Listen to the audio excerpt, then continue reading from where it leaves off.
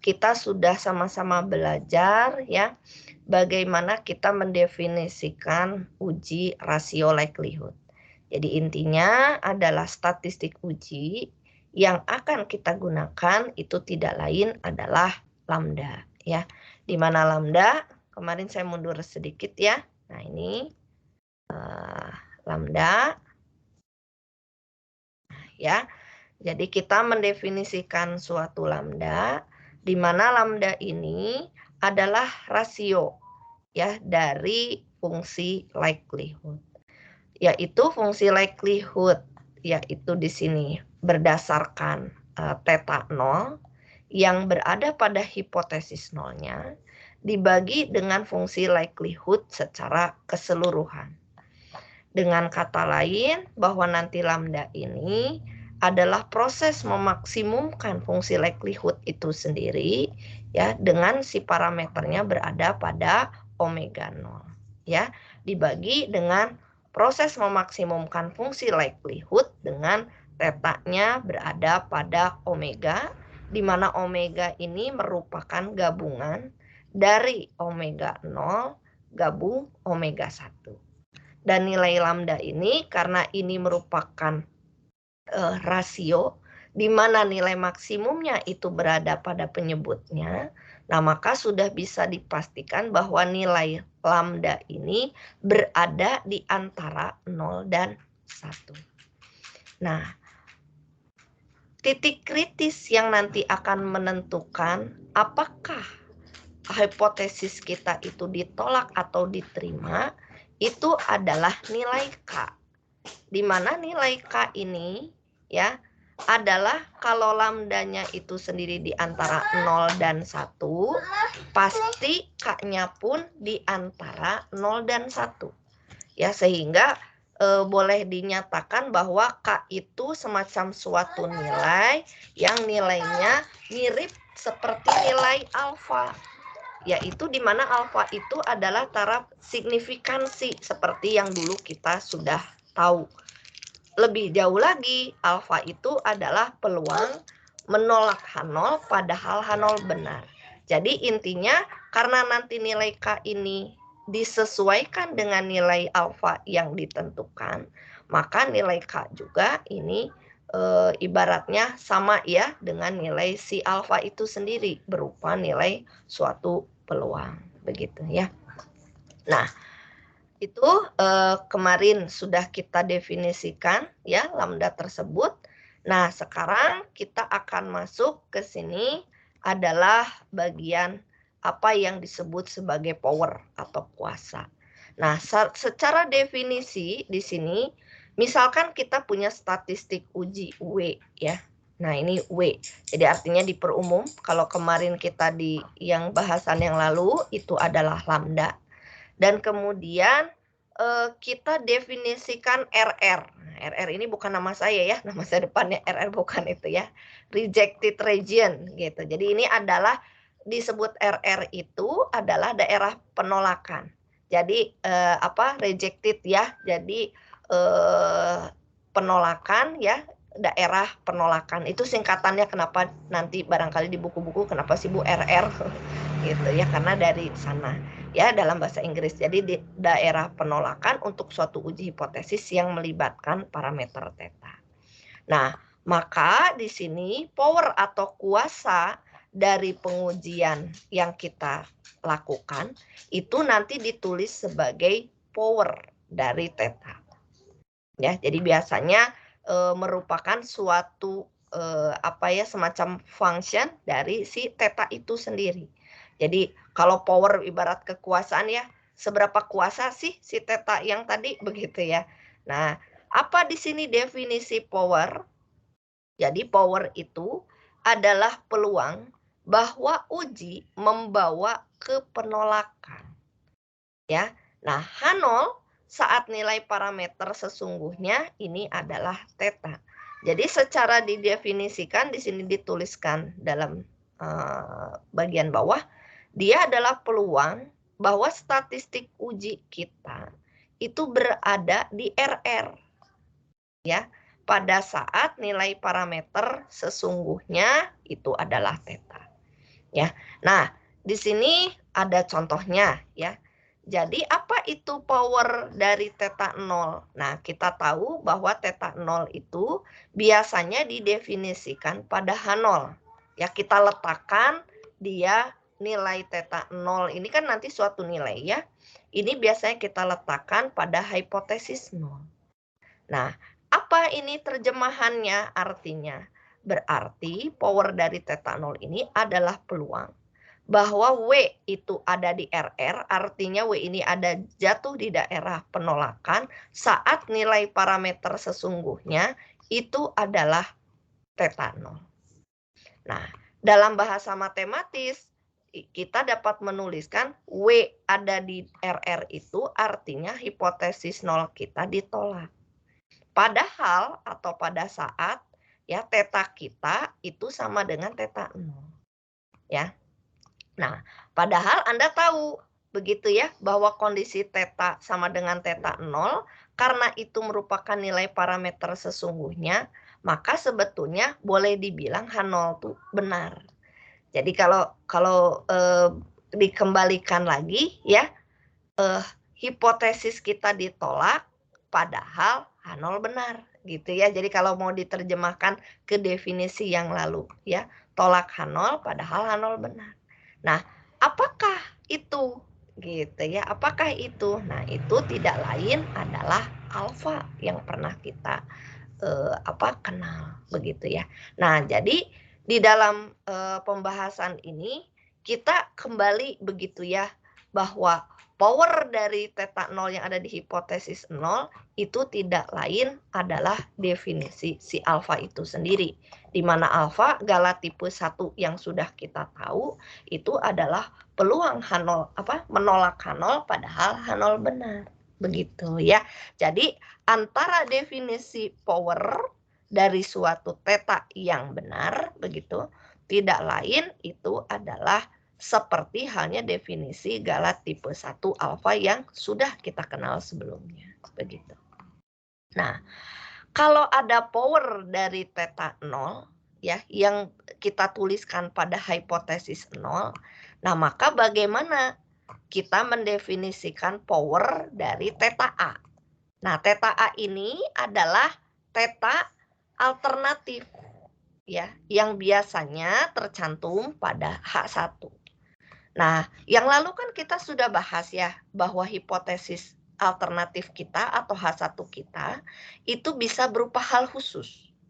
Atau dengan kata lain, theta-nya didefinisikan sebagai theta nilai yang lain. Nah, sebut di sini adalah theta A.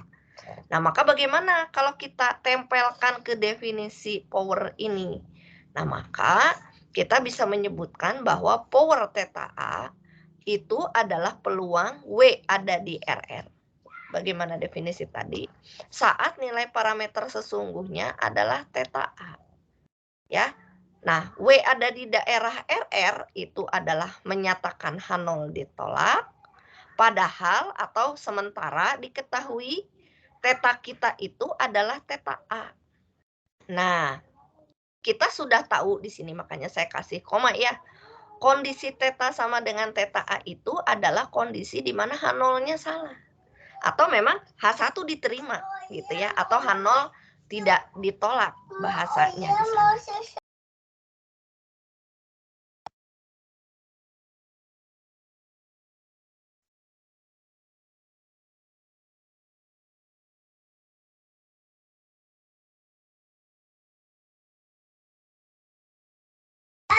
Nah, di sisi lain di sini gitu ya, kita tahu bahwa kita sudah pernah mendefinisikan beta.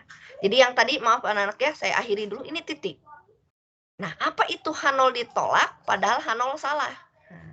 H0 ditolak padahal H0 salah kan memang iya ya harusnya. Itu kondisi yang benar gitu maksud saya.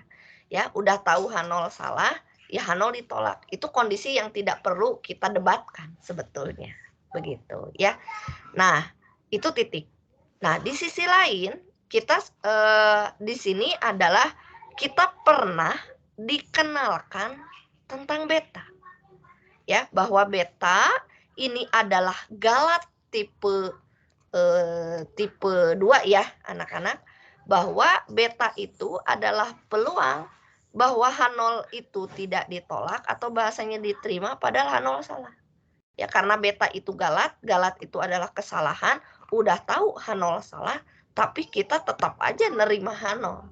Nah, itu kan galat juga kesalahan. Nah, itulah yang kita ingatkan dia beta.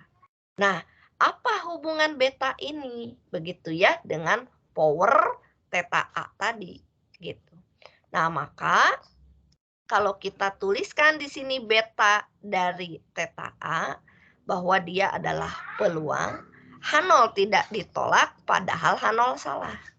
Nah, kondisi H0 salah itu adalah kondisi di mana theta kita itu sama dengan theta A. Itu kondisi H0 salah. Nah, kita lihat hubungannya. Karena tadi power dari theta A itu adalah peluang H0 ditolak dengan kondisi belakangnya adalah kesalahan. Kemudian beta itu adalah peluang H0 tidak ditolak dengan kondisi tadi kesalahan H0 tadi. Nah, maka kita tahu bahwa penjumlahan peluang sesuatu ditolak dengan peluang sesuatu tidak ditolak itu harus satu. Ya, tidak ada di sini peluang abu-abu antara ragu-ragu mau ditolak atau tidak ditolak. Nah, sehingga bisa kita sebutkan bahwa beta ini adalah 1 dikurangi power. Powernya ya untuk theta A tertentu tadi. Nah, jadi kesimpulannya bahwa power dari theta A, hipotesis yang berada pada hipotesis tandingan, itu adalah 1 dikurangi beta dari theta A itu sendiri. Nah, maknanya apa? Dengan kita memaksimumkan nilai power, ya ini kita maksimumkan, artinya sama saja dengan kita meminimumkan nilai beta. Nah, ini beta. Wajar ya, ini ingin besar, maka betanya kita perkecil. Ya, kekuatan seberapa kuasanya parameter theta A ini, ya artinya kita harus mengecilkan galat karena theta A ini. Begitu ya. Nah, agar beta kecil, salah satunya di sini dapat dilakukan alfanya ditetapkan sebagai nilai yang kecil. Ya, dengan nilai N-nya yang besar. Gitu. Jadi ada keselarasan ya. Karena beta juga merupakan satu kesalahan, alfa juga kesalahan, tapi nanti kita lihat ya, apa hubungan beta sama A? Karena di sini belum ada. Hubungannya masih power dengan betanya. Ya, nah ini dapat dilakukan nanti dengan mengecilkan nilai alfa dan membesarkan nilai N begitu ya. Nah, seperti itu. Ada pertanyaan dulu anak-anak sampai di sini? Silakan, ada? Ya. Nah, jadi itu ya gambaran kaitan kalau tadi beta dengan power dan sebagainya. Nah, ada gambar pada buku Wakerly, yaitu terutama di sini gambar 10-13 ya. Menyatakan bahwa semakin menjauh dari theta 0, nilai beta itu akan semakin dekat ke 1. Ya, jadi ada ilustrasi nih yang sangat baik anak-anak ya di dalam buku Wakerly ya. Jadi untuk menggambarkan kurva dari power atau kuasa untuk suatu hipotesis ini, anak-anak perhatikan. Jadi hipotesis nolnya itu adalah theta sama dengan theta 0. Jadi kalau di sini digambarkan sumbu X-nya itu adalah nilai parameternya. Sebut ini ada theta 0 nih anak-anak ya. Ya. Kemudian sumbu Y-nya ini nanti menyatakan suatu nilai berada di antara nilai 0 dan 1 begitu. Nah, maka power itu digambarkan adalah seperti ini, begitu, anak-anak ya. Power ini. Begitu. Nah, wajarkah itu? Jadi kalau misalnya kita lihat di sini ya, power dari theta 0, perhatikan anak-anak ya gambar ini. Jadi pada saat tetanya itu teta 0, maka power dari teta 0 itu adalah nilai alfa itu sendiri. Nah, ini sesuai ya dengan tadi kita mendefinisikan pada bagian ini. Itu adalah alfa itu sendiri. Nah, yang kedua, kalau power dari teta A, artinya dia tidak sama dengan teta 0, artinya dia akan jauh-jauh ya dari teta 0 ini. Baik ke kiri ya ataupun ke kanan dari si teta 0 ini. Nah, jadi Anda perhatikan bahwa power buat teta A itu akan semakin membesar ya seiring dengan dia menjauhi dari nilai teta teta 0 ini. Dan suatu saat untuk nilai pada suatu nilai tertentu di sini ya teta tertentu yang jauh dari teta 0 ini, nah powernya itu akan semakin mendekati nilai 1. Dan bentuknya yang menarik ini ya mirip ya dengan seperti distribusi normal namun berbeda gitu ya terbukanya begitu. Biasanya setangkup seperti gunung, nah ini terbuka seperti lembah begitu ya. Nah, jadi begitulah hubungan antara nilai beta ya. Nah, di mana beta terendah, kalau boleh saya bilang di sini nilai power terendah ya, itu berada pada saat nilai alfa ini begitu. Nah, sekarang jadi apa yang bisa kita lihat di sini? Nah, sehingga nilai alfa dapat dinyatakan sebagai power terkecil ya, yaitu pada saat teta sama dengan teta 0 atau boleh dinyatakan alfa sama dengan power dari teta 0. Nah, uji hipotesisnya seperti ini, grafik gambarnya pun seperti ini. Ya, jadi artinya bahwa power dari suatu teta A itu akan bernilai 1, ya berada pada wilayah ini ya, anak-anak. Jadi kalau saya lihat gambarnya, pada saat kelengkungannya di sini sudah hampir dia mencapai nilai 1. Nah, disitulah sekitar nilai teta A yang mengakibatkan nilai power ini bernilai 1.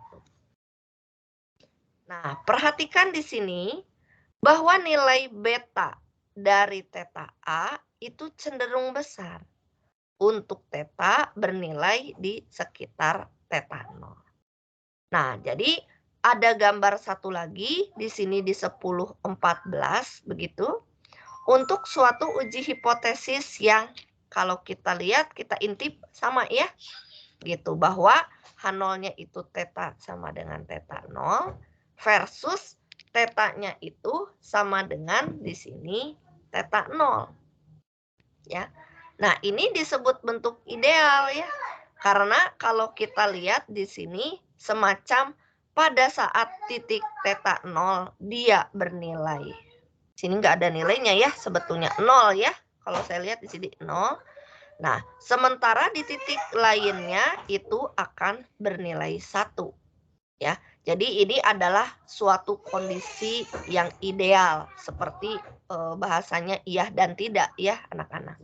Jadi artinya kalau dia tidak segitu dinilai di titik lain ya ya udah berarti nilainya adalah 1 power untuk teta lainnya. Nah, tentu saja ya kenapa tadi ada perbandingan gambar 1013 dengan 1014 ya. Kondisi ideal ini belum tentu dipenuhi begitu ya. Sehingga untuk penentuan teta A yang lain kan tentu saja orang bisa banyak maksudnya dugaannya ya. Nah, sehingga yang lebih memungkinkan ada bentuk nilai yang seperti ini. Nah, jadi di sini ada catatan bahwa untuk nilai alfa tertentu yang kecil perlu dicari daerah penolakan yang dapat meminimumkan beta untuk teta A ini. Atau dengan kata lain, memaksimumkan power untuk teta. Di mana di sini tetanya adalah teta A yang tercantum pada H1. Ya, Jadi kata kuncinya adalah nanti bagaimana kita membentuk RR ini, begitu ya, dengan suatu nilai alfa tertentu yang harapannya memaksimumkan power si theta ini. Itu intinya. Ini ada satu contoh ya, silahkan Anda simak terlebih dahulu, baca dulu ya, 1 menit.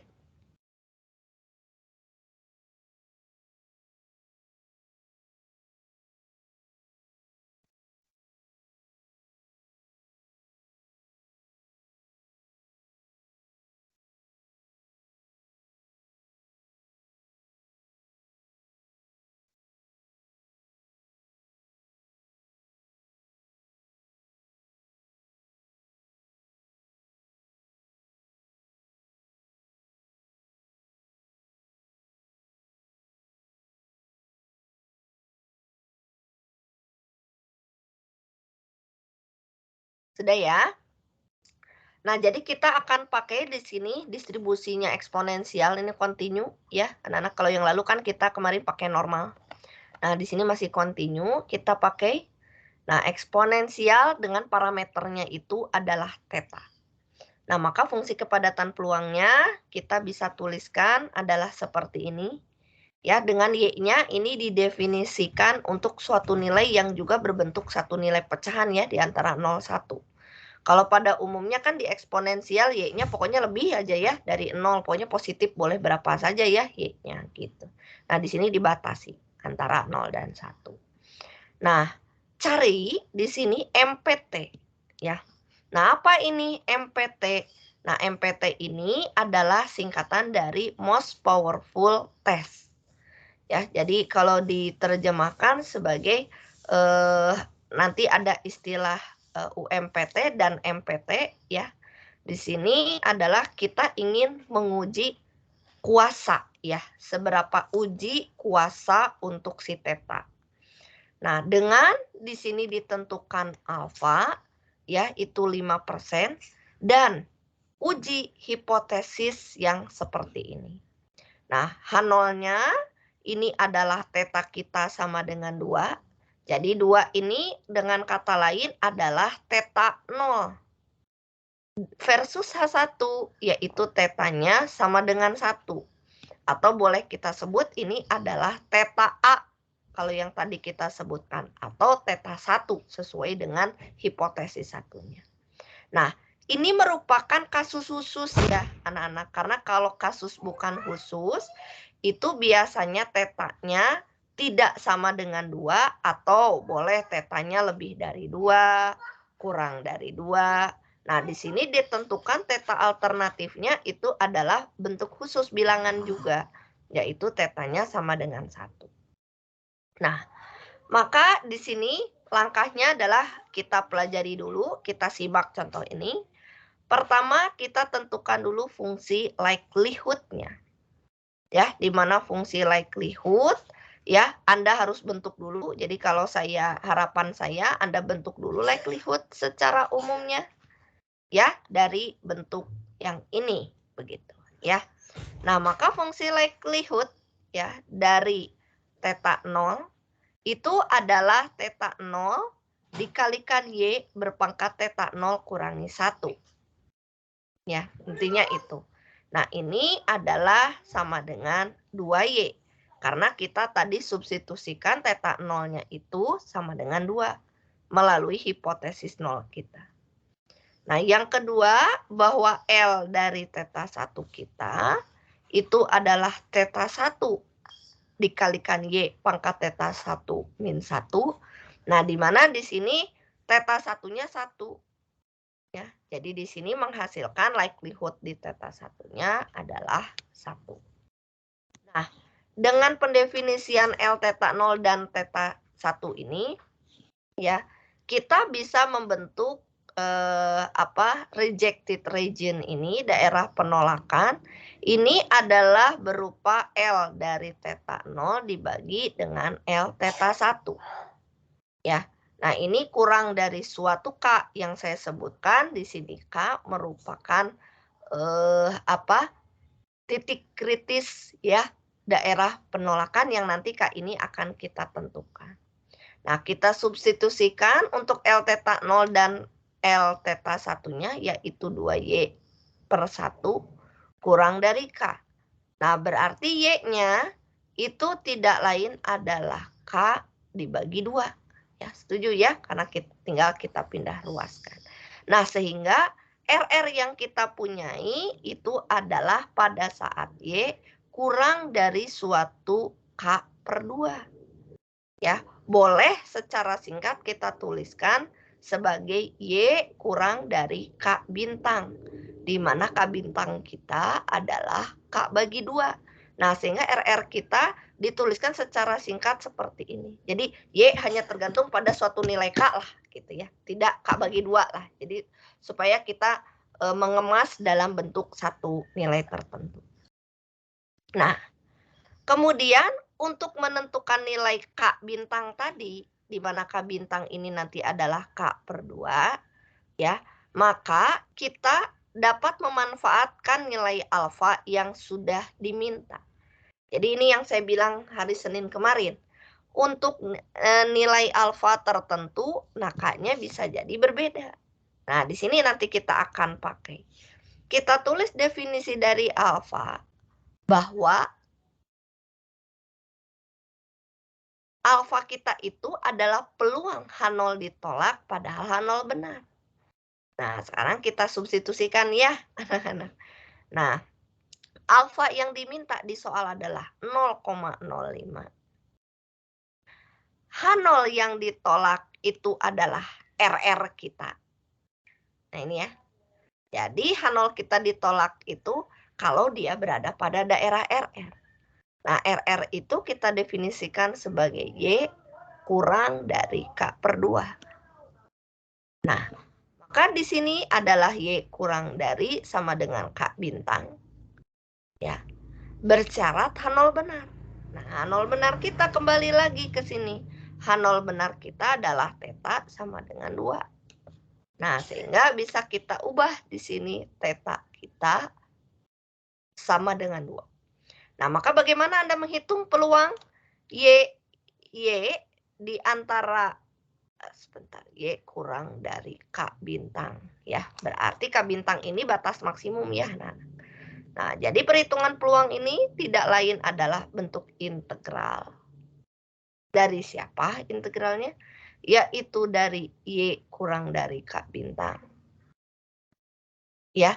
Nah, itu artinya bahwa di sini gitu ya, dia dibatasi di bawah oleh 0 dan dibatasi atas oleh K bintang. Nah, kenapa 0? Karena tadi Y kita itu didefinisikan pada daerah 01. Nah, maka integralnya dari 0 sampai K bintang. Nah, sementara peluang dari Y kurang dari sama dengan K bintang itu adalah semacam fungsi peluang ya, begitu ya anak-anak, dari fungsi kepadatan peluangnya. Maka kita tuliskan di sini adalah theta 0 kalikan Y pangkat theta 0 min 1. Ya, kenapa di sini theta 0? Karena ya tadi ya, ini bicara pada ranah hipotesis 0. Makanya di sini theta 0 Y pangkat theta 0 kurang 1. Ya, dari DG. Kita substitusikan theta 0-nya itu adalah 2, ya, maka diperoleh integral ya dari 2Y dy. Kita substitusikan 0 dan K bintang. Nah, diperoleh di sini adalah K bintang dikuadratkan. Cukup jelas ya? Nah, maka di sini kita hitung hasil akhirnya K bintang. K bintang itu tinggal kita akarkan karena di sini bentuk kuadrat. Lalu kita di sini lawannya yaitu 0,05. Ya, di sini akarnya adalah 0,2236. Begitu. Nah, jadi kesimpulannya daerah penolakan kita itu adalah Y kurang dari 0,2236. Tentu saja di sini untuk alfa yang 0,05. Nah, jadi nanti dalam prakteknya bahwa setiap nilai Y yang tadi ya, dia berada di bawah nilai ini, ya berarti dia berada pada daerah penolakan.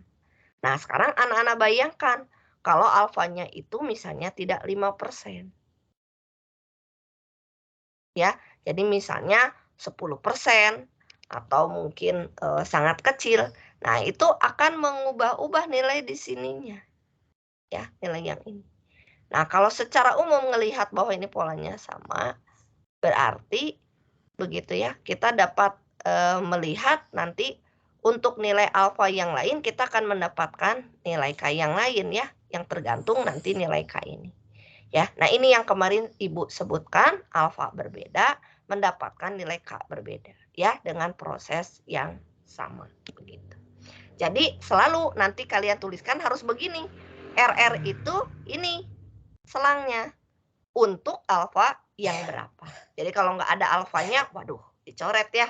Kenapa? Karena nilai K yang 0,22 inilah yang tergantung dengan nilai alfa tertentu. Gitu. Nah, sekarang tadi kita sudah dapat RR-nya begitu. Jadi intinya satu, hipotesisnya tadi sudah ada ya. Rasio likelihood-nya sudah ada untuk menentukan RR. Nah, terakhir RN-nya tadi butuh informasi K bintangnya. Kita dapat di sini RR-nya ya. Nah, sesudah RR-nya apa? Begitu ya. Nah, di sini manfaat lainnya kita bisa menghitung power dari si theta A. Nah, theta A kita kan tidak lain di sana adalah 1 ya nilainya, yaitu yang berada pada hipotesis tandingannya. Nah, apa itu power dari theta A?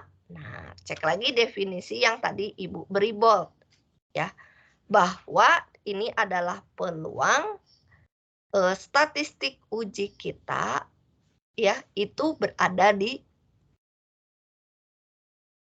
daerah penolakan dengan diketahui tetanya itu adalah 1.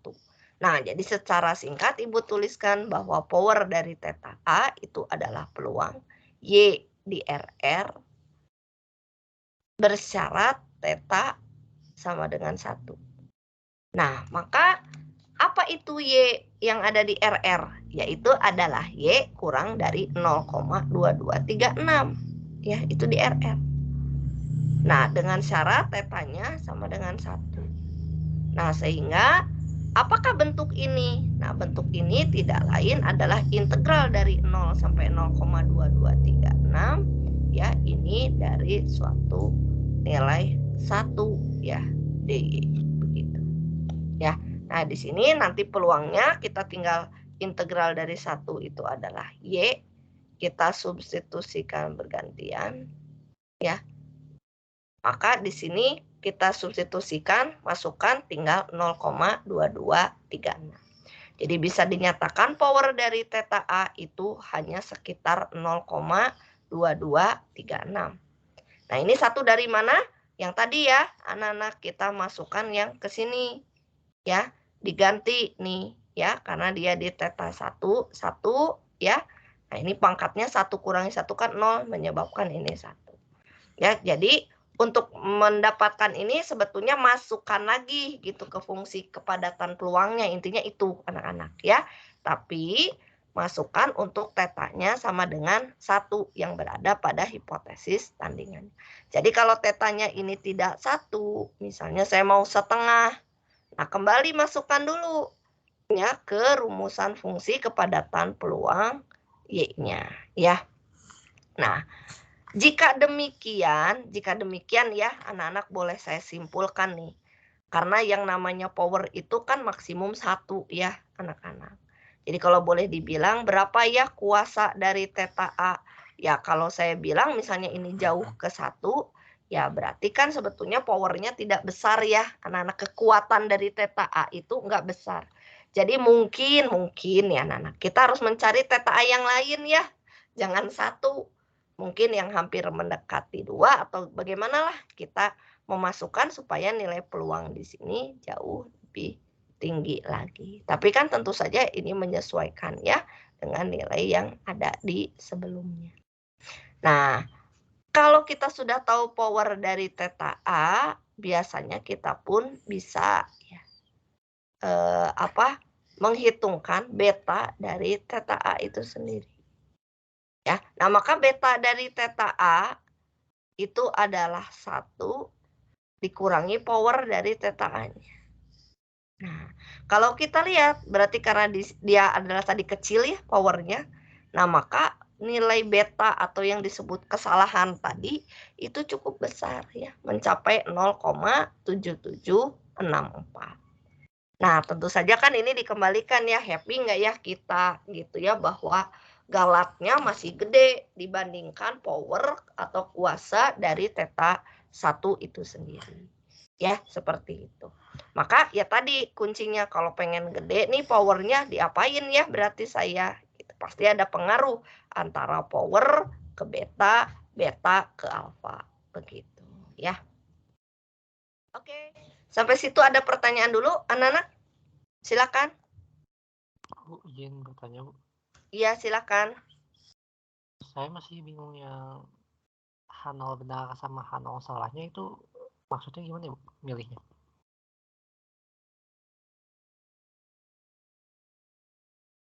Masih di latihan ini karena yang ini? Iya, Bu. H0-nya kenapa? H0 saya masih bingung maksud dari H0 benar sama H0 salah. Kalau H0 benar, berarti betul ya tetanya 2 gitu ya. Kalau H0 salah, berarti dengan kata lain H1-nya yang benar begitu. Tetanya sama dengan 1 begitu. Tolong disambung dulu diskusinya. Halo, halo. Iya. Ya, jadi nggak ada pernyataan lain gitu. Jadi kalau H0 benar ya berarti diterima ya ini tetanya 2. Kalau H0 salah dengan kata lain berarti diterima bahwa H1-nya 1 gitu. Kalau saya pribadi saya malah penasaran anak-anak.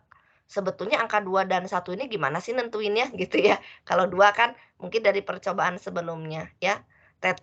Yang hipotesis tandingan ini yang kita ingin uji gitu ya. Jadi semacam kita masukin coba enggak kalau 1 gimana, mungkin kenapa enggak 3 gitu ya, kenapa enggak yang lain. Nah, itu bisa aja. Bisa terjadi ini H1-nya tidak harus 1 ya. Nah, tapi nanti akan mempengaruhi pertama ke bentuk ini likelihood yang theta 1 ininya gitu. Dan yang kedua pasti akan mempengaruhi bentuk nilai K ini ya. Karena di sini ada dia ngebandingkannya theta 0 dengan hipotesis di most powerful ini kita ngebandinginnya antara theta 0 dengan theta 1 begitu. Itu dulu coba. Silahkan disambungin dulu, ayo. Cukup jelaskah atau belum? Silakan. Oh, iya. Jadi kalau H0 benar ya kita pakai yang H0-nya berarti. Betul. Yang theta di H0. Betul. Oh iya. Ya. Nah, saya tertarik tadi nambahi ya. Kenapa sih harus ada power theta A? Nah, ada nggak yang bisa bantu Ibu jawab? Kenapa sih gitu? Padahal kan sebelum-sebelumnya kita boro-boro ya ngebahasin power, bener nggak? Kita nggak ngomongin power dari si theta 1 lah gitu sebutnya ya. Kita nggak ngomongin itu ya. Gitu. Kira-kira ada yang bisa berargumentasi nggak?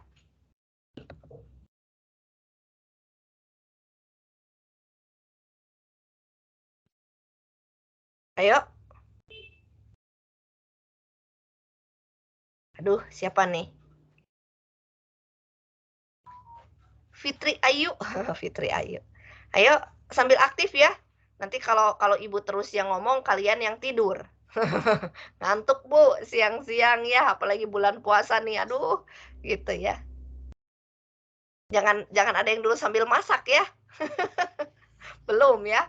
Ayu, mana tadi Fitri Ayu? Iya, Bu. Fitri Ayu. Komen sesuatu Fitri Ayu. Ini dibanding Ibu yang ngantuk nih Fitri. Fitri ngantuk nggak Fitri? Masih mencerna juga, Bu. Tanyanya ngantuk, kamu masih mencerna ngantuk nggak Fitri?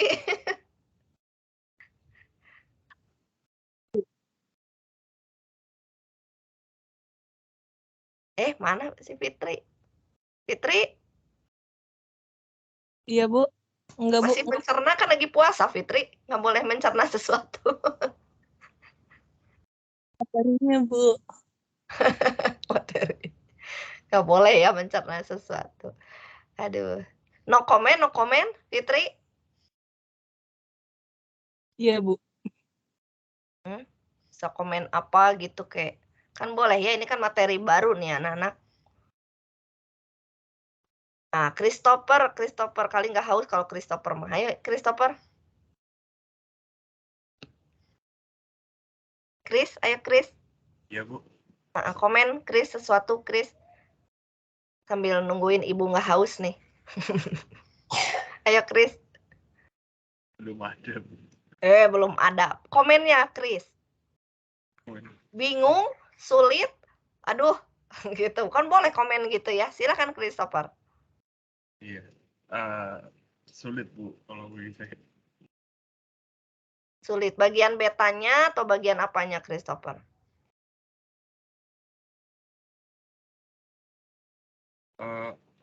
Mungkin saya lebih sulit kayak mungkin kalau cara mengerjakannya lebih sulit kayak membayangkan soalnya nanti bakal bentuknya gimana kalau misalnya bentuknya cerita gitu kan harus diterjemahkan itu jadi ya mungkin agak sulit buat aplikasinya gitu. Ya, iya betul Christopher. Karena kalau soal yang tadi saya sampaikan kan kesannya ya kayak udah jadi ya Christopher, hanonya udah dibikinin, bener nggak? Ya, terus pokoknya ibu bikinlah ujinya gitu ya. Itu kan searah ya. Ya minimal paling tidak kayak gitu Christopher yang akan kami keluarkan gitu ya. Tapi betul sekali ya anak-anak tadi mengacu kepada yang ibu tanyain sebetulnya ya. Coba Christopher bisa bantu ibu, Christopher. Menurut Chris gitu ya, untuk penentuan H0 sama H1 tadi ya, ibu masih penasaran itu gitu ya. Itu kan theta sama dengan 2, theta sama dengan 1. Menurutmu apakah makhluknya sama gitu itu teh Christopher? Ngerti makhluknya sama? Sampelnya gitu sama enggak ya? Gimana Bu maksudnya? Belum. Ya. Ibu mungkin lebih mendalam ya Christopher, bentar ya ibu tampilin dulu Chris. Tadi kan di hipotesis 0 ini Anda perhatikan itu kan theta sama dengan 2. Ya, kemudian H1 theta sama dengan 1. Menurutmu apakah untuk mendapatkan theta sama dengan 2, theta sama dengan 1 ini sampelnya sama gitu, Chris?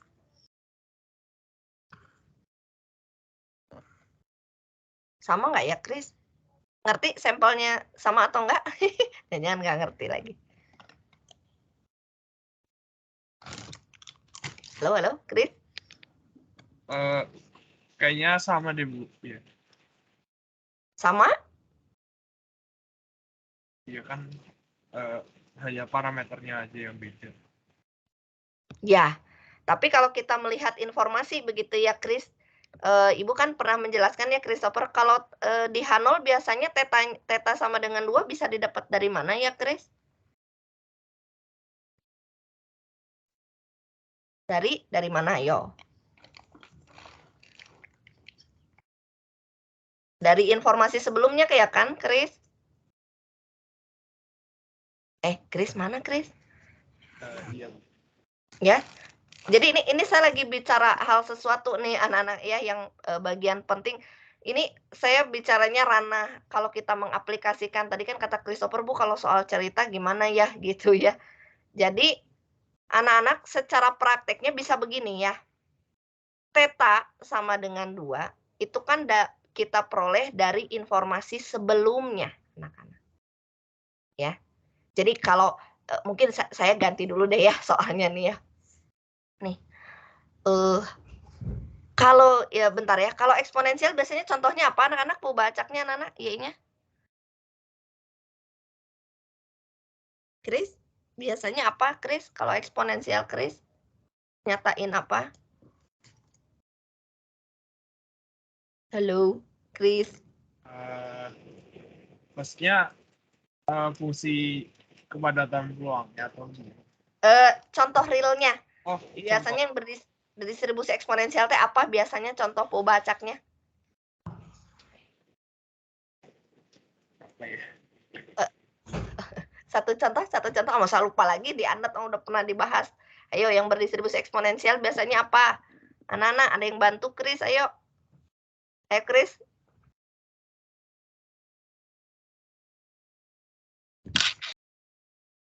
Ini kalau nggak ada yang ngomong berarti tidur semua ini. Ayo, apa? Anak-anak ini nggak ada satupun.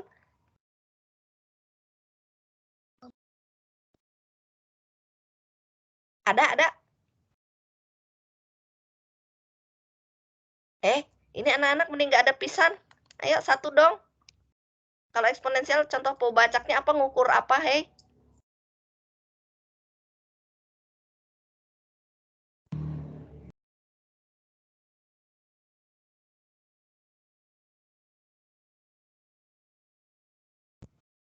Billy. Kayak itu ya Bu, kejadian terhadap waktu gitu. Kejadian terhadap waktu. Meni lama atuh Kris ngomongnya Kris. Ya, kejadian terhadap waktu ya, anak-anak itu sangat betul. Jadi kejadian terhadap apa itu? Maaf, ini udah terlihat lagi di layar anak-anak. Ya. Nah, kejadian terhadap waktu ya, anak-anak. Nah, ini saya kasih contoh real nih supaya anak-anak kebayang. Jadi menurut pengalaman kami ya, ini saya mengukur waktu berapa lama klaim kami dibayar. Ini contoh di aktuaria lagi ya. Jadi ITB itu kan dosennya diasuransikan ya, anak-anak, diasuransikan. Nah, kalau kami mengajukan klaim, kata perusahaan asuransinya paling lambat itu ada paling cepat ya, anak-anak, paling cepat itu adalah 2 minggu. Jadi kalau 2 minggu itu berarti sebentar ya, 2 minggu itu berarti 14 hari ya, hari kerja. Maksimal 30 hari. Maksimal 30 hari ya anak-anak ya, sebulan. Jadi dengan kata lain asuransi ini akan mengganti atau mereimburse gitu ya, pengeluaran yang dikeluarkan itu maksimal 30 hari kerja. Gitu. Nah, anggap itu berdistribusi eksponensial ya. Jadi artinya nanti bisa dibatasi oleh 0. Nah, 0 ini 14 hari kerja. Ini contoh yang saya real ya berikan. Yang satunya ini 30 hari kerja. Atau dengan kata lain, maaf kalau ini mau main bulanan, ya antara tadi setengah sampai 1 bulan. Kalau Y-nya mau main bulanan. Y-nya apa, Bu? Y-nya adalah lama klaim dibayar. Gitu. Nah, kejadian pada diri saya sendiri ya, makanya saya ngasih contoh ini menarik nih. Karena terjadi pada diri saya sendiri berapa tahun yang lalu ya, anak 8 tahun yang lalu nih. Nah, 8 tahun yang lalu saya melahirkan begitu ya. Udah hampir akhir Desember, jadi saya Januari melahirkan nih. Ini kenyataan yang nggak ngarang nih anak-anak. Januari saya melahirkan. Berkas udah masuk sebut sebulan lah. Berkas kelahiran ya, lahirnya gimana, ini normal enggak dan sebagainya.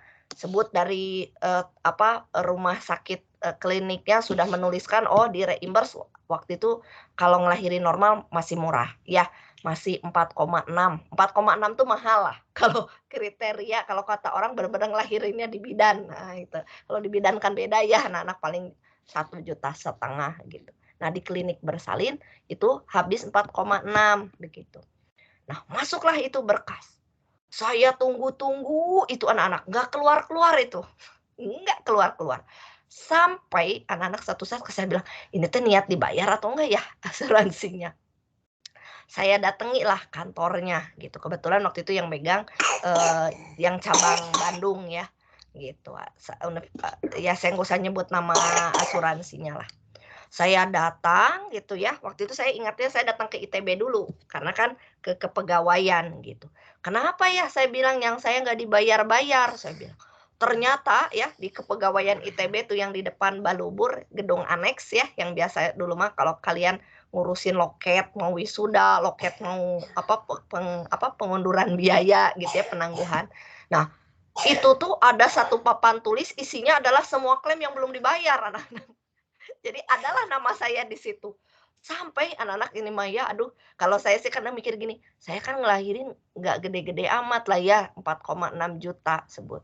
Ya, kalau bahasanya ditunda nggak dibayar, oke lah gitu ya, nggak apa-apa. Ini anak-anak ada santunan meninggal dunia belum dibayar, gitu ya. Bahkan ada yang operasi, maaf 20 juta itu belum dibayar. Gitu, kasihan amat ya anak-anak gitu. Kebayang orangnya juga mungkin maaf habis operasi meninggal dunia. Itu saya sampai lihat daftarnya, ya ampun, saya bilang belum dibayar. Terus saya tanya, kenapa? Ya, kenapa tuh? Nah, kenapanya ternyata data saya tuh hilang. Jadi saya harus mengajukan ulang. Parah nggak anak-anak? Itu tuh udah bulan Desember. Kan kalau bilang hilang dari kemarin dong ya, gitu. Nah, berarti ada orang-orang seperti saya gitu ya. Nah, itu bisa jadi betul ya, distribusinya itu eksponensial, kan kakinya biasanya menjulur ke kanan gitu ya. Berarti ada orang-orang kayak saya pencilan. Nah, dari tahun itu saya ingat 2000 pertama saya ngelahirin itu 2014 gitu ya. Nah, 2014 itu berarti saya dapat misalnya rata-rata itu betul memang 2 minggu anak-anak. Ya, ini 2 ini berarti dari sampel yang informasi sebelumnya. Tahun ini nih, tahun itu 2014. Nah, baru hipotesis ke-1 ini, makanya kok Ibu bisa seenaknya sih Ibu naruh angka 1 gitu ya, ngerti nggak ya maksudnya? Kan angka 1 ini nggak harus selalu 1 ya. Kalau nanti di soal cerita kayak tadi Christopher, Bu kalau nanti soal cerita gimana gitu. Nah, Theta sama dengan 1 ini bisa jadi diperoleh dari informasi lainnya anak-anak. Jadi misalnya dari informasi tahun 2000 sekarang gitu, 2022. Ya, nah di 2022 ini Ibu nggak tahu nih asuransi apa kok belum ada gitu ya. Tahun ini kan kita biasanya dilelang gitu ya, tiap tahun beda-beda. Nah, apa itu? Asuransi apa? Nah, seperti tahun kemarin 2021 gitu Ibu nih. Ibu pakai asuransi ini. Nah, itu anak-anak Ibu waktu itu sempat masuk rumah sakit gara-gara DB. Juli tahun lalu tuh anak Ibu masuk. Nah, itu betul-betul anak-anak. Ibu masukin berkas ya, detik ini seminggu sesudahnya udah diganti. Udah direimbas gitu karena di rumah sakit yang tidak ada rekanan gitu. Nah, artinya bahwa kita bisa mendapatkan untuk hipotesis 1 ini informasi terbaru gitu yang ingin kita uji. Betul enggak sekarang itu jadi 1 minggu gitu loh. Gitu ya. Jadi yang dulunya dia 2 minggu rata-ratanya gitu ya. Nah, sekarang 1 minggu gitu loh anak-anak. Ya, jadi bisa jadi kesimpulan saya tadi ya untuk menjawab pernyataan yang Christopher gitu ya.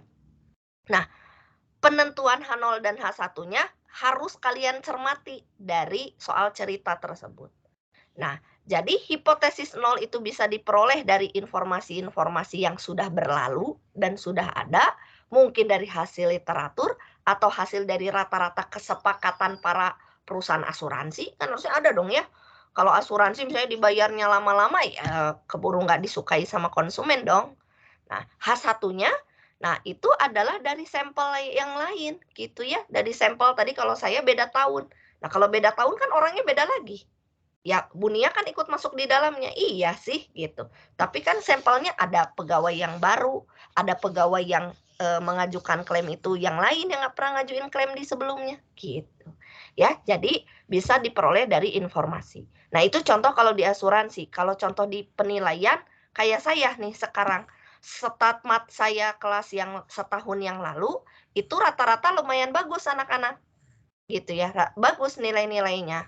Gitu, sebut misalnya rata-ratanya di nilai AB gitu rata-ratanya, yaitu dinilai 73 lah, sebut sama saya seperti itu. Ya, karena numpuk di AB, pokoknya numpuknya di AB, berarti di antara B dan A gitu cukup banyak. Nah, hipotesis 1-nya ya tentu saja saya bisa kayak punya dugaan. oh di kelas ini karena misalnya saya dapat informasi misalnya sebetulnya input kalian itu awal di ITB-nya itu tinggi-tinggi, bagus gitu ya. IPK-nya pun di rata-rata misalnya nanya KTU lumayan pada lumayan. Nah, berarti saya bisa menentukan di sini tetanya itu jauh lebih tinggi dibandingkan teta yang lalu gitu ya. Jadi yang lalu 73 mungkin saya berani di sini di 75 begitu.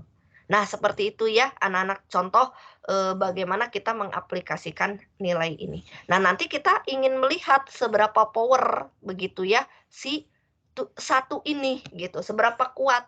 Jadi di dalam otak saya kalau nanti power kita ya, power yang diperoleh di sini nih. Kebetulan kalau di power tadi, power si theta A itu kayak kecil ya anak-anak, cuma sekitar 22%. Ya. Jadi boleh dibilang ini sebetulnya taksiran kita bahwa theta A kita sama dengan 1 tuh masih kurang apa ya? Kurang bagus gitu kalau kita ingin mengubah informasi sebelumnya. Gitu, ya.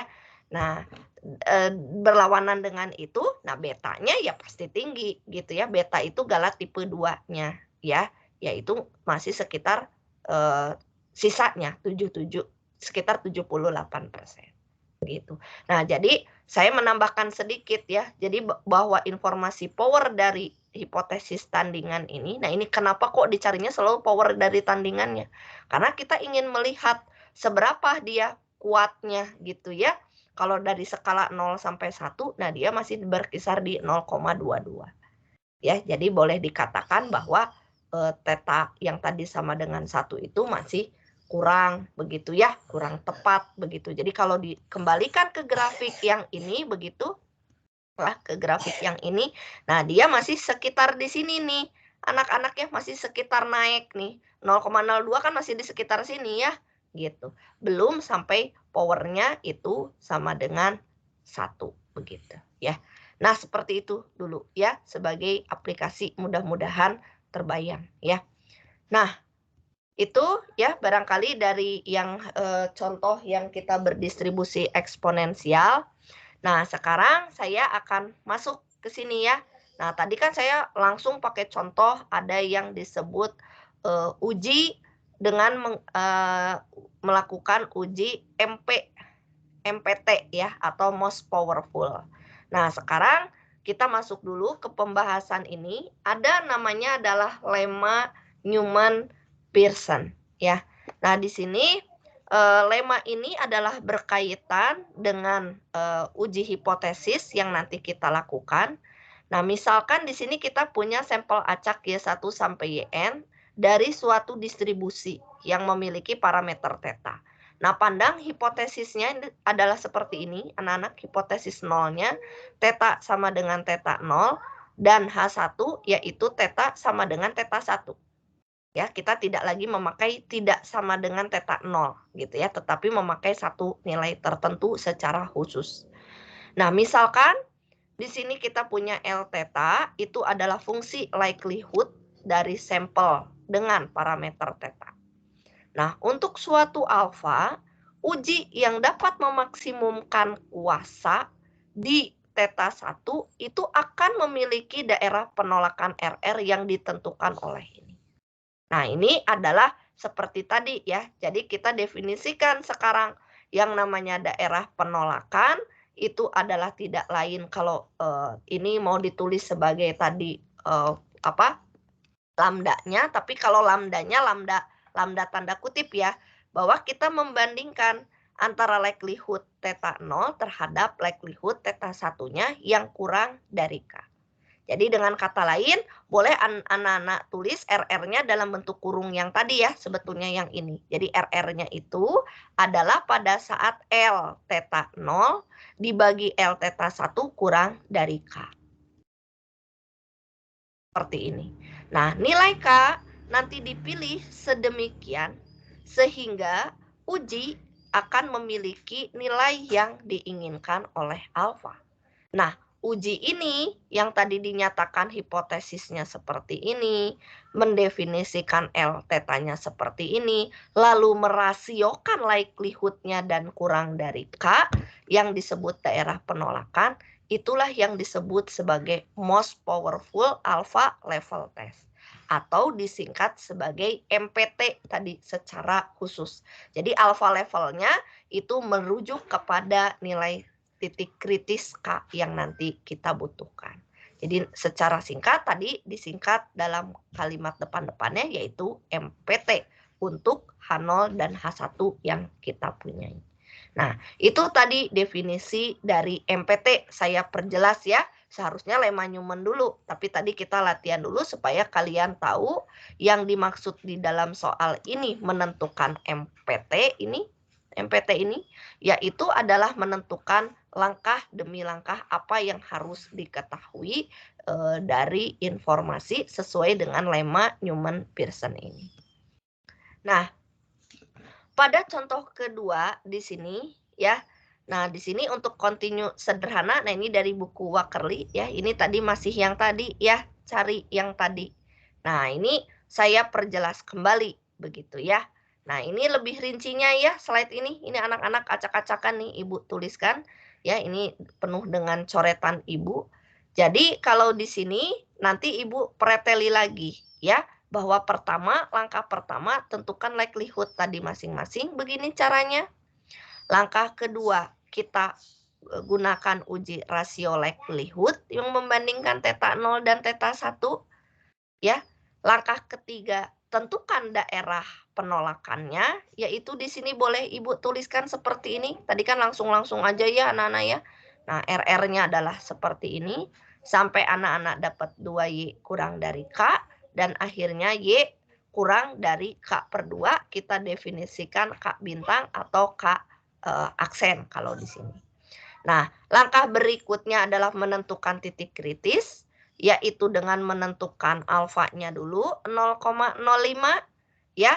Lalu kita preteli apa itu alfa, kita buka yaitu tadi peluang H0 ditolak padahal H0 benar akan berbentuk nilai integral karena di sini kita punya fungsinya adalah eksponensial begitu ya. Nah, sehingga diperoleh di sini K aksennya itu nanti adalah 0,2236. Ya. Nah, maka cara menyebutkannya K aksen kita adalah 0,2236 dan daerah penolakan untuk MPT kita adalah RR yang seperti ini. Begitu, ya. Itu dulu ya. Jadi ini menegaskan kembali solusi di sini rincian dari yang sebelum-sebelumnya begitu. Nah, ini ada studi kasus 1 ya. Kita menggunakan di sini variabel acaknya adalah diskrit yaitu binomial. Nah, misalkan dalam sebuah pemilihan kepala daerah atau pilkada, di sini terdapat 2 pasangan calon ya wali kota Bandung, biasanya disebutnya paslon. Ya, biasanya berinisial AA dan GB. AA siapa, GB siapa ya. Nah, ini akan ada 3 kasus begitu ya yang bisa terjadi dan ini maksud Ibu ditanyakan ya bagaimana cara penyelesaiannya. Nah, ini beneran nih ya mirip-mirip seperti bahasanya soal cerita ya. Nah, kasus A, paslon AA memenangkan pilkada dengan proporsi perolehan suara lebih dari 50%. Nah, pada kasus B, nah paslon AA dinyatakan menang ya. Padahal paslon AA kalah ya dengan menerima 30% suara saja. Nah, kasus C, paslon AA dinyatakan menang padahal paslon AA hanya menerima 10% suara. Jadi kalau kita lihat di sini ada kasus bahwa peluang ya tadi perolehan kemenangan semacam berkurang ya. Mulai dari 50, kemudian 30, kemudian 10. Nah, misalkan Y di sini merupakan statistik pengujian yang digunakan dengan Y menyatakan banyak sampel yang memilih paslon A. Diambil di sini 15 sampel. Nah, hitung peluang terjadinya setiap kasus di atas jika daerah kritisnya RR-nya itu Y adalah kurang dari sama dengan 2. Nah, untuk menjawab di sini ya, di sini saya tuliskan begitu ya beberapa langkahnya. Langkah pertama tentu saja di sini kita tulis dulu diketahuinya anak-anak ya. Nah, bahwa Y ini jawab kasus yang 1A ya. Jadi 1A itu hal yang wajar nih menurut saya. AA dinyatakan menang kalau proporsinya betul ya, lebih dari 50% kan biasanya kalau ada 2 calon AA dan GB ya udah gitu ya. Yang satu akan menang kalau dia bisa melebihi 50% suara. Nah, maka di sini diketahui ya, Y itu adalah banyak sampel yang memilih paslon A. Dari mana? Dari tentu saja soal cerita yang diketahui ya Kris ya tadi.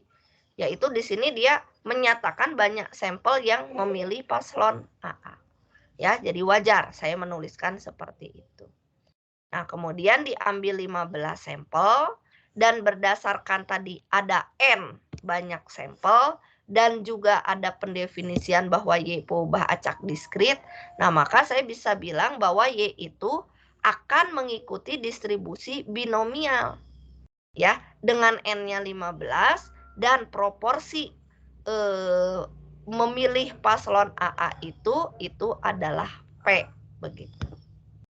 Nah, kemudian diketahui pula daerah kritis atau daerah penolakannya itu adalah RR, Y kurang dari sama dengan 2 begitu ya. Nah, artinya bahwa di sini untuk 1A gitu ya. Di sini udah tahu ya AA itu menang pilkada begitu ya dengan proporsi lebih dari 50%. Itu kalau boleh saya bilang benar ya itu kejadian itu begitu ya. Nah, apa yang ditanya gitu ya kalau di sini. Jadi artinya kejadiannya benar ya, udah tahu kalau H0 seperti itu ya benar.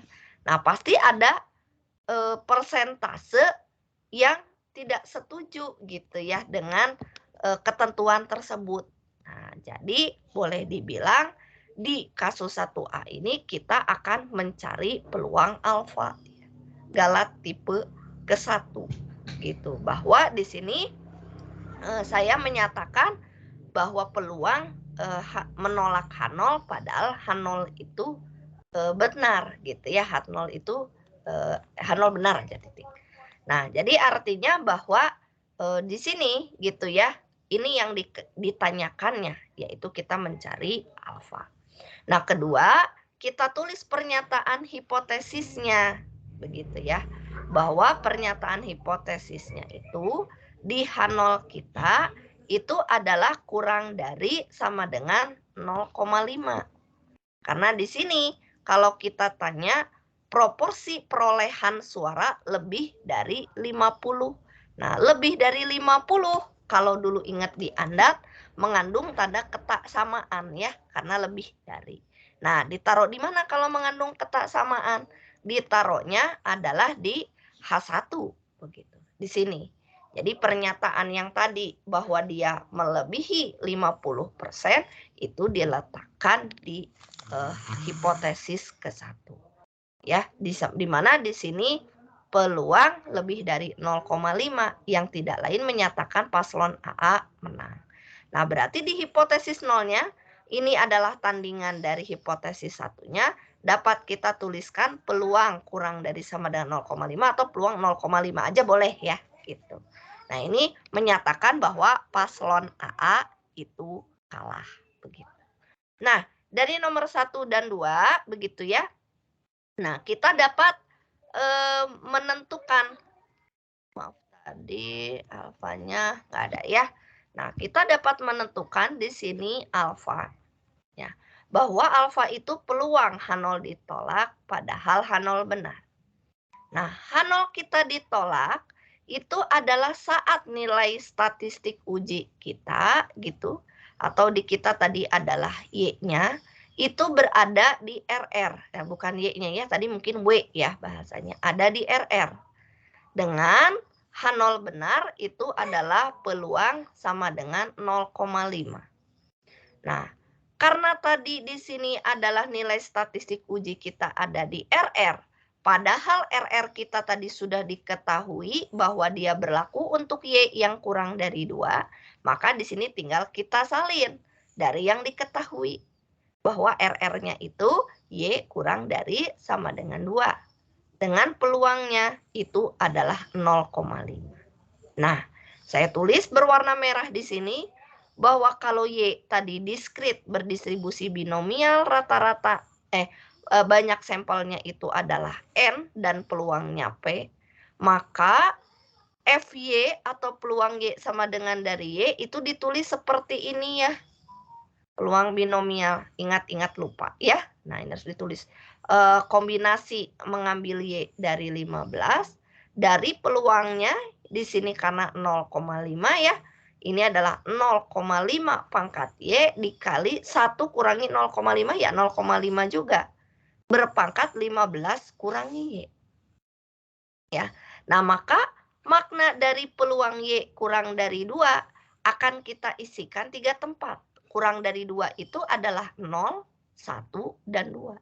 Nah, makanya di sini adalah dihitung sebagai jumlahan, di mana Y-nya mulai dari 0 sampai 2 untuk peluang yang PDF atau peluang massa probability mass function ya atau PMF. Nah, ini ditulis seperti ini. Begitu ya. Ini boleh langsung diganti 0,5 nih yang di sini. Nah, maka kita tinggal menghitung ini. Bu, bagaimana ini? Ya, teknis lagi pakai kalkulator ya. Jadi nanti saya sambil ngebayangin kalau Anda luring ya dibawa ya anak-anak kalkulatornya karena nggak boleh ada laptop ya di depan muka kalian nih. Ya, jadi ngitung ya. Hitung lagi pakai kalkulator. Nah, ini jawabannya adalah 0,0036. Gitu ya. Nah, jadi kesimpulan kita, sehingga di sini peluang terkecil untuk menolak H0 padahal H0 benar, ya, itu adalah 0,0036 atau sekitar 0,36% kalau mau dipersentasekan.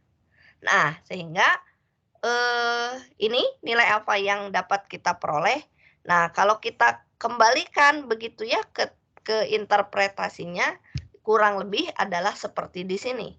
Jadi untuk daerah kritis bahwa RR kita Y kurang dari 2, didapatkan resiko yang sangat kecil, yaitu 0,0036 untuk menyimpulkan bahwa paslon AA itu akan kalah. Padahal sebenarnya paslon AA itu menang dengan perolehan suara lebih dari 50%. Ya, jadi kalau boleh dibilang, kalau nanti ini bicara banyaknya orang gitu ya, kalau nanti kita perbesar dia menjadi 1000 enggak ya, 1000 orang ya. Nah, 1000 orang gitu ya, dilakukan kan artinya kalau pemilihan suara kan semacam kayak kejadian yang diulang ya untuk N orang. Nah, kalau saya perbesar 1000 orang, nah ini baru kelihatan nih. Nah, akan ada sekitar 3,6 orang atau 4 orang ya, itu dia tetap ingin paslon AA itu kalah. Padahal udah telak dia lebih dari 50%. Begitu ya. Itu makna daripada alfa ini. Jadi kan artinya tetap harus legowo ya. Walaupun kan dia menangnya 50%. Berarti kan sebetulnya ada Bu sekitar kurang dari 50% masih nolak calon itu ya. Nah, ini hal berbeda ya anak-anak ya. Jadi yang sisanya misalnya dia waktu itu misalnya kan Jokowi sama siapa dulu teh presiden, saya lupa lagi waktu pemilihan ya. Pak Jokowi menang 51%. Berarti kan masih ada 49 orang kan nggak milih beliau ya begitu. Nah, tapi karena keputusannya lebih dari 50 itu menang, berarti kan 49-nya harus mendukung ya paslon AA gitu loh. Ya nggak bisa enggak ya gitu, karena ini namanya juga pemungutan suara dan musyawarah gitu. Di negara kita kan itu yang dianut ya, berarti mau nggak mau 49 itu harus ikut mendukung. Nah, ini tuh apanya Bu? Nah, tapi pasti ada aja, namanya kita kan nggak bisa ya gitu ya menolak, ada galat, ada yang masih nyeleneh. Nah, masih ada akan sekitar 4 orang dari 1000 tadi ya, Kalau misalnya orangnya banyak lagi, ya lebih banyak lagi nih yang nggak setujunya gitu. Kita jangan ngomongin cuma 1.000 orang, Bu. Kalau tadi balik lagi ke pemilihan Pak Jokowi gitu, waktu itu jadi presiden berarti sekitar kita berapa penduduknya? 200 juta gitu ya, 200 juta sekian gitu ya. Nah, itu dikalikan itu, kan banyak ya yang nolak gitu. Yang masih tidak setuju, pasti ada saja gitu. Nah, seperti itu ya, bagaimana kita mengaplikasikan di sini perhitungan alfa dengan daerah RR-nya udah diketahui. Kalau yang tadi di sebelumnya kan kita alfanya ditentukan dulu, lalu tentukan daerah apa penolakannya. Ya, dapat baru Y kurang dari berapanya itu. Nah, kalau sekarang dikunci dulu. Nah, dikunci K-nya tahu ya. Ini boleh dibilang K-nya tahu nih K-nya. Nah, dibalik alfanya berapa? Begitu. Dan apa makna dari alfa itu? Gitu ya. Jadi kelihatan ya barangkali di sini perbedaan dari yang kasus sebelumnya dengan yang sekarang. Oke. Ya. Bisa kita lanjut dulu ya. Nah, kalau di 1B 1B apa ya anak-anak ya tadi kita balik dulu ya. Nah, kasus B, paslon AA dinyatakan menang. Ya. Padahal paslon AA itu cuma menerima suara 30%. Waduh, bisa terjadi nggak ya anak-anak di kejadian B ini ya gitu ya. Jadi utamanya yang sering umum terjadi kan yang A begitu ya. Nah, kasus B ini gimana ya gitu ya. Udah tahu kalah kok menang gitu kan nggak mungkin ya. Jadi kalau saya tulis nih peluang AA menang padahal AA kalah. Gimana sih AA kalah tapi dia pengen menang gitu ya. Nah ini dengan suara persentasenya 0,3. Nah itu adalah kasus B begitu. Nah jadi di sini begitu ya. Kita bisa menyatakan dari pernyataan hipotesisnya ya bahwa di hipotesis nolnya itu adalah P lebih besar dari 0,5 ya. Nah, tadi ada hitungan P-nya bahwa ditentukan bahwa gimana nih kalau cuma 0,3. Nah, jadi di sini lebih dituliskan pada hipotesis 1. Ya, udah tahu tadi kan angka setengah itu kayak mutlak sebetulnya anak ya, tapi kita menentukan ada angka lain. Gitu ya, angka 0,3 ini. Nah, sehingga angka 0,3 ini semacam kayak tadi teta yang lain ya, anak-anak ya. Udah tahu teta 2, teta 1. Emang bisa gitu kalau cuma 30% tetap menang. Nah, gitu. Berapa tuh peluangnya kayak gitu? Nah, itu diletakkan di hipotesis ke-1. Sebagai tandingannya, yaitu boleh langsung dituliskan peluang sama dengan 0,3. Ya, nah 0,3 ya paslon AA kalah lah ya gitu. Nah, di sini dituliskan secara maknanya sebelah kanan. Ya. Nah, intinya begitu ya, bahwa di sini pernyataan bahwa dia tetap akan menang gitu. Padahal dia cuma dapat suaranya 30%. Nah, sehingga kalau saya terjemahkan, saya maksa H0-nya itu diterima. Nah, cuma kan nggak boleh ngomong diterima ya anak-anak ya. H0-nya itu tidak ditolak. Dengan kata lain diterima. Jadi saya tetap pengen AA teh menang gitu ya. Padahal gitu ya. Balik lagi ya. Nah, AA dinyatakan menang padahal AA kalah. Nah, ya. Nah, padahal gitu ya, H0 itu salah. Ya ini tuh salah gitu. Lawong dia cuma 0,3. Nah, ini kan kalah ya gitu. Ya. Nah, jadi H0 di sini tidak ditolak padahal H0 salah. Nah, secara matematis apa itu H0 tidak ditolak? Itu artinya H0-nya tidak berada atau tidak jatuh pada daerah kritis. Nah, wajar. Berarti kita menuliskannya Y lebih besar dari 2. Nah, setuju nggak? Nah, karena di sini ya, saya tulis nih. Nih, ya. Kalau RR itu adalah rejected region atau daerah penolakan Y-nya kurang dari sama dengan 2. Nah, berarti kan ada daerah penerimaan ya, yaitu Y-nya lebih dari 2. Nah, maka untuk mengisi H0 tidak ditolak artinya H0 kita jatuh di daerah penerimaan, yaitu di mana Y-nya lebih dari 2 di sini. Padahal H0 salah. Nah, lihat lagi. H0 salah, berarti kalau tadi Kris ya, H1-nya yang diterima Kris. Nah, pernyataan H1-nya mana? P-nya sama dengan 0,3. Bu, kenapa sih nggak pakai yang kurang dari 0,5? Kalau kurang dari 0,5 mah banyak, atau Kris ya gitu. Yang kurang dari 0,5 teh 0,4 bisa, 0,3 bisa. Nah, dia memberikan di kasus 1B ini langsung kepastian pokoknya saya 30%. Nah, itu udah ditentuin. Kenapa? Ya nanti di sini P-nya udah langsung saya ganti, P-nya sama dengan 0,3. Kalau dia masih kurang dari 0,5, aduh bentar ya.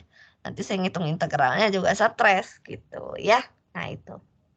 Nah, karena tadi gitu ya, ngitung peluang Y lebih besar dari 2, kebanyakan karena 3, 4, 5, sampai 15, aduh. Ya, maka pakai lawannya. 1 dikurangi peluang Y kurang dari sama dengan 2. Masih di bawah-bawah ya syarat ini. Nah, Y kurang dari 2 seperti halnya tadi kita ngitung yang tadi ya. Kayak ngitung yang kurang dari 2 yang di daerah penolakan yang di A. Nah, tetapi hati-hati ya. Bahwa peluangnya itu disubstitusikannya pada saat ini tadi 0,3. Ya, jadi pas dimasukin ke binomialnya, itu adalah ambil Y dari 15, di mana Y-nya jalan dari 0 sampai 2. Nah, sini peluangnya 0,3 pangkat Y, 0,7 pangkat 15 kurangi Y. Nah, ini hitung lagi pakai kalkulator. Nah, loh, ya. Ini anak-anak menghitung pakai kalkulator lagi. Ya. Nah, maka di sini betanya itu adalah 0,873. Jadi, untuk daerah kritis RR yang Y kurang dari sama dengan 2, nah, peluang paslon A dinyatakan menang adalah 0,873. Padahal paslon AA itu kalah dengan perolehan suara hanya 30%. Ya, jadi kembali intinya pada kasus 1B yang kita cari itu adalah betanya. Anak-anak ya, beta yaitu galat tipe kedua. Begitu. Jadi pernyataan yang tadi kata Christopher, aduh Bu, nanti kalau soalnya cerita itu apa yang ditanya gitu ya. Nah, itu tuh tidak lain adalah bicara beta begitu. Ya. Nah, kalau kasus C pun apa? Nah, karena tadi peluang paslon AA dinyatakan menang padahal AA kalah, sebetulnya intinya masih ngomongin beta ya, anak-anak gitu. Jadi kembali, nah di sini saya tapi P-nya itu ingin 0,1. Nah, ini mohon nanti betanya ini Ibu singkat banget gitu ya. Jadi tolong nanti sama kalian dilengkapi lagi ya. Yang tadi pakai jumlahan Y sama dengan 0 sampai 2. Nah, P-nya peluang binomialnya itu diganti 0,1. Ya. Nah, jadi kalau kita lihat begitu ya di sini bahwa untuk tadi kalau dia P-nya 0,3 ya betanya 0,873. Kalau P-nya itu 0,1 ya, semakin bahasanya jauh ya anak-anak ya. Makin jauh dari si 0,5 ya. Nah, betanya pun di sini makin kecil. Begitu ya. Nah, jadi apa ini karakteristik titik dan daerah kritis? Nah, ini coba saya beri tanda dulu, ini harus direnungkan ini anak-anak ya. Jadi pertama, nilai beta ini sangat dipengaruhi oleh nilai parameter sesungguhnya. Setuju ya? Tadi Anda perhatikan. Kasus B sama kasus C, nilai parameternya itu diubah tadi ya, peluangnya 0,3 sama 0,1 ya. Nah, nilai B-nya teh langsung apa tuh bahasanya? Loncat ya. Dari 0,8 sekian Ibu mau lupa. Dari 0,873 sekian sampai turun 0,184. Ya, jadi setuju ya? nilai beta ini dipengaruhi oleh nilai parameter sesungguhnya. Semakin besar selisih nilai parameter di H1 dengan H0, ya tadi kan peluang di H0-nya 0,5. H1-nya tadi kita nyoba 0,3 sama 0,1. Makin gede tuh selisih nilai betanya, maka semakin kecil peluang untuk gagal menolak H0. Waduh, ini berat nih ya. Tadi peluangnya dari 0,873 ke 0,1 begitu ya. Berarti kan makin kecil betul ya peluang untuk gagal menolak H0. Gagal menolak H0 itu artinya tidak menolak H0 gitu ya, atau menerima H0. Ya, karena tadi secara definisi kan beta itu adalah H0 tidak ditolak. Ya, jadi di sini semakin kecil nih peluangnya. Yang B, daerah kritis RR yaitu Y kurang dari 2 ya. Ini ternyata hanya efektif untuk memperkecil peluang alfa. Namun tidak berlaku untuk beta. Jadi intinya karena ditentukan Y kurang dari 2 ya, karena di sini K-nya itu ditentukan 2. Nah, ini hanya efektif untuk memperkecil peluang alfa.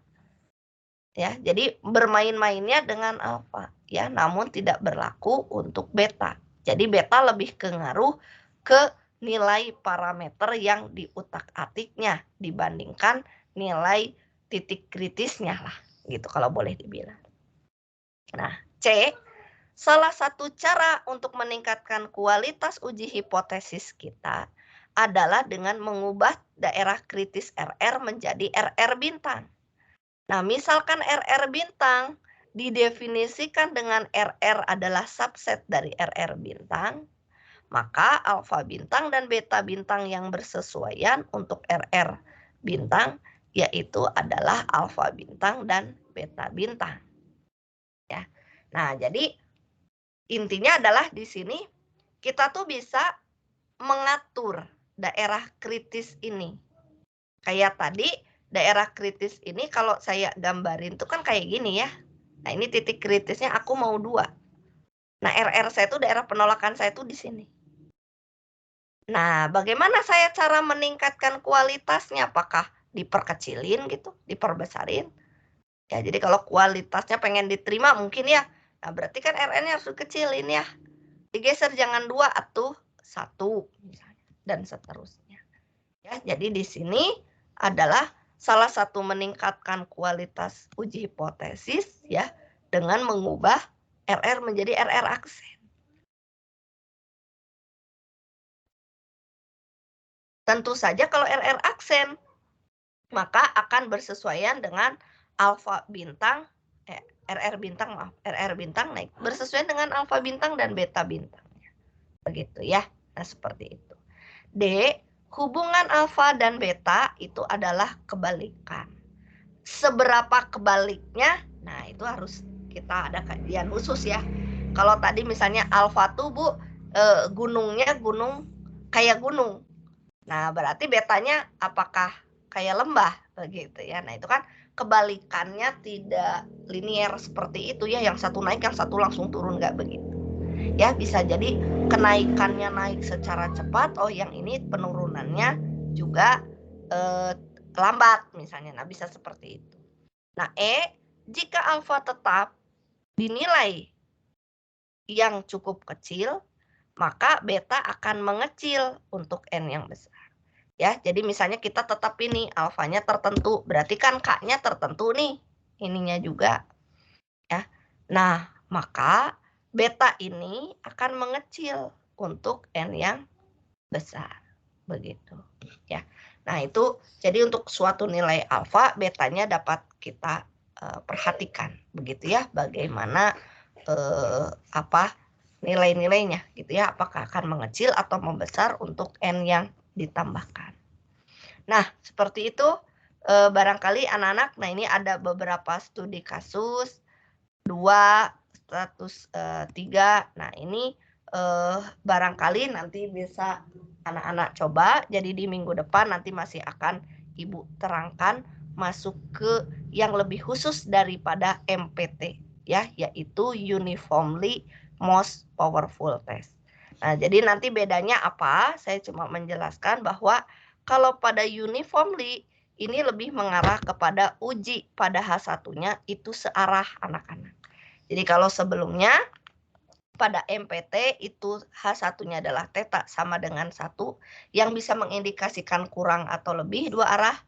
Ya, nah pada UMPT ini karena ini uniformly berarti semacam kayak setengahnya, yaitu bahwa tetanya kurang dari 1 atau lebih dari 1 begitu. Nah, itu saja bedanya. Jadi pada intinya pada pembahasan ini adalah nanti kita mencari MPT dan UMPT ya, atau tes most powerful ya, untuk melihat seberapa powerfulnya theta yang kita taksir begitu. Nah, itu saja dulu anak-anak. Jadi nanti bisa dibaca dulu slide yang bagian uji hipotesis ini untuk anak-anak bisa pelajari terlebih dahulu. Ya, barangkali kalau ada yang lebih anak-anak bisa baca juga tambahannya dari buku Wakerly dan dilihat bagaimana pengaplikasian dari cara uji tes ini bekerja begitu. Ya, itu dulu barangkali dari Ibu seperti biasa. Nanti kalau ada pertanyaan-pertanyaan yang masih belum paham ya, Ibu harapkan tolong ya anak-anak agak lebih lebih aktif ya. Artinya sampai kita bisa mendapatkan informasi-informasi tambahan yang tentu saja Ibu sangat mengharapkan bermanfaat ya buat anak-anak gitu ya, dari praktek-praktek yang tadi contoh soal kasusnya. Baik, itu saja dulu dari Ibu. Terima kasih atas perhatian masing-masing ya. Assalamualaikum warahmatullahi wabarakatuh.